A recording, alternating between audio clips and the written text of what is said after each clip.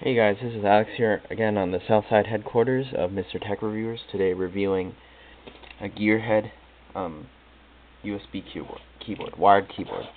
It's a really basic keyboard. It was only $5 at Office Depot. It's wired for your USB connection. Really standard. Only has the standard QWERTY keyboard with the lock functions indicated with these green LED lights. And it has a number pad over here. Black keyboard.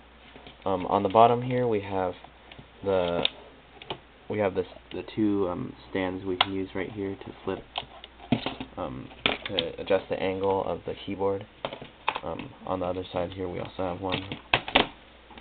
But for a keyboard, it's really basic, really lightweight, really easy to use, really easy to carry around for home and office use only. It's not good for gaming because of how light it is. So overall, the buttons are pretty easy to press, really light, all plastic, no grip features anywhere here. So it's a really basic budget keyboard. So only good for basic home and office use. Really standard, really low price. Made by Gearhead, pretty good brand for keyboards and mouses.